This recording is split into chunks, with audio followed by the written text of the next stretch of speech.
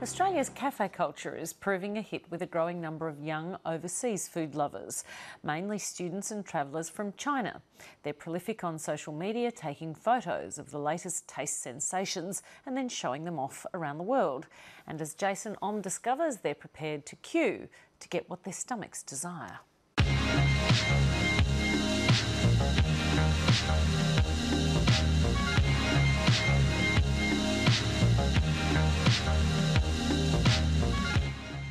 The word's gone round, and already there's a big turnout at one of Sydney's most popular bakeries.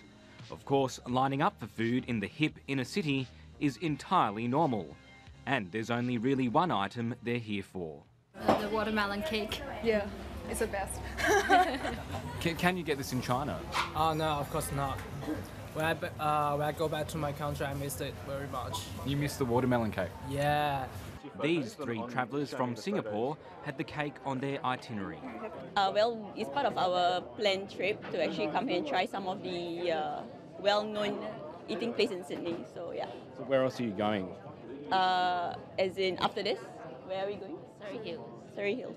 When you travel, do you travel for the food? Yeah, partly. Yes, definitely. But in Singapore, basically, we get a lot of food, different from different countries. It's just that I think ambience-wise, the ambience. We don't get the local vibe, the culture, and the people. Definitely nicer. I think Sydney and Melbourne are increasingly being recognised as genuinely innovative cities with cuisine and places that people are bumping to the top of the list. I mean, if you're a destination diner, you know, if you choose your holiday time by where you're going to eat first, you know, Australia's on your radar now. 最上面这一层呢，就是有草莓，切成片的葡萄。 Black Star could well turn into a supernova. It's now caught the attention of a Sydney-based Mandarin website called We Sydney. The site's content is shared among the huge audience on the Chinese app WeChat, and We Sydney's director says Australia's food scene is a hot topic. So Stephen, what are people talking about on WeChat? Okay, they're talking about where to eat and they share the moment. And how many followers do you have? For the followers, we have about nearly 200,000 followers. Steve Zhang says Chinese students and travellers are branching out in their eating habits, with social media helping them break down language barriers. After we can see the photo and we know the name from the social network, we can show them photo and we can tell them this name we probably would like to get because we can see the photo. We were wondering, should we learn their language? Should we put up signs in Chinese? And we asked them and they said, no, keep it exactly as it is. We want the real Australian experience.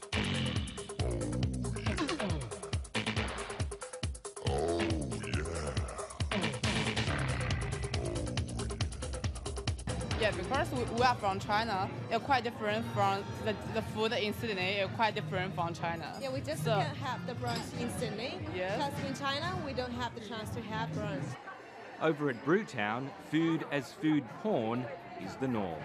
When I was setting up this place, I definitely knew that this was a place that was going to be photographed thousands of times. And I wanted to have little points of interest for customers, you know, that would kind of sing out to them, this is a good photo.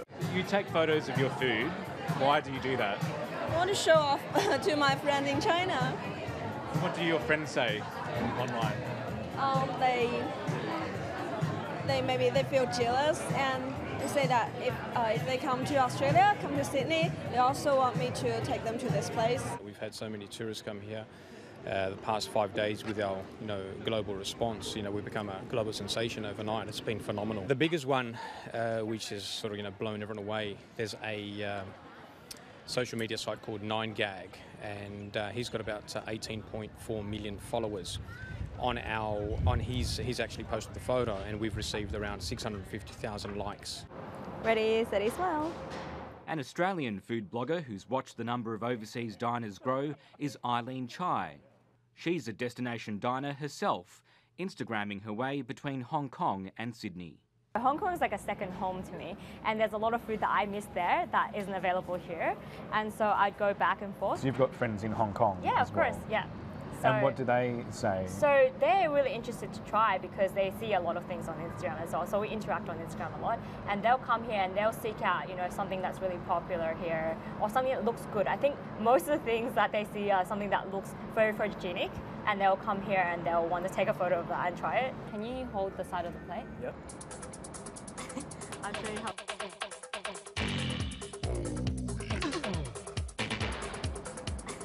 show you how.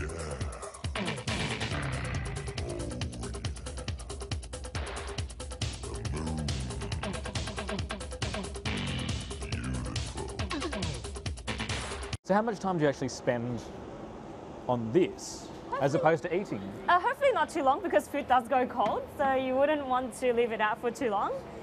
Just quick enough to take a good shot, and then you just take a lot of photos and then you pick one that you think is good.